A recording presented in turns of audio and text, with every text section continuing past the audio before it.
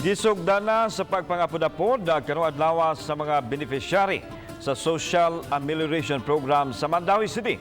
Apan daghan wa maapil sa listahan ng reklamo o misong sa City Hall gumikan nini. Ang report ni Nico Serino. Sayo pa nag-abot-abot na sa San Roque Gym sa Barangay Subang Dako ang mga SAP beneficiaries. Karong adlaw, ang unang adlaw sa distribution sa hinabang sa gobyerno, taliwa sa giatubang nga krisis karon. Gisiguro sa taga-barangay nga mapatuman ang social distancing sa distribution, mao nga gilimitahan ang pagsud sa mga tao inuras base sa schedule sa sitio. Mga alauna na sa hapon na sugdan ang pag-apod-apod sa taga-City Treasurer's Office sa tag 6,000 peso sa kwalipikado nga beneficiaries. Alang sa mga nakadawat sa kwarta, subay ni ining gipatuman nga SAP, dako kay tabang kini alang sa mga panggasto taliwa ning pagpatuman sa ECQ.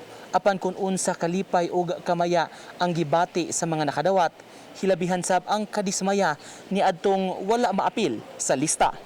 Nisung kaganiha sa City Hall, kining pipila ka mga residente sa Subang Dako aron ireklamo nga wa sila malakip sa talaan sa makadawat og hinabang bisan kun sila maoy labing nanginahanglan.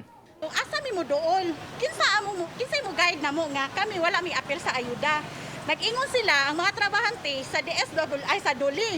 Ang problema man gud mo ma'am kay ang Duli na suspenso na kay wala na ko ni budget. Di dapat ang DSWD mo approve sa muad. Nangutana baya mga unsa akong trabaho. So kanya ko tinutanay ni mo ni ang kung nga barista akong trabaho. Oo, kumpanya ko ID gigamit. Pero kanang kumpanya ID is temporary ra ID ra na siya. Saka dai wala jud ka nang di jud ka maapi kung ano man kay nindot lagi ka trabaho kung ano din taga-rason din.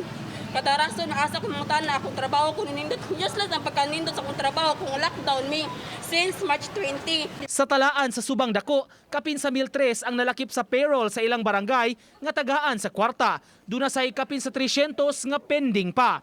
Apan sa inisyal nga listahan sa barangay officials, kapin sa 5,000 unta ang ilang giila apan limitado ang budget sa gobyerno. Ang tendency magud ang mga tao, they are expecting that all will receive, and then later on it came out nga dili day tanan, no? So naa di ay guidelines sa exclusions. So mao na karon nga until now ang mga tao, especially karon nga release payout na natural, that's 6,000 and that's big money. Samtang sa Barangay Gizo, sayo pa kaayo milinya na ang mga residente aron makadawat na sa kwarta.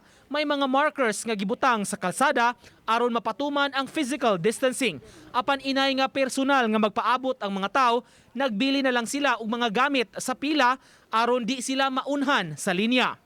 Uban ni June Sulon, Nico Sereno, Balitang Bisdak.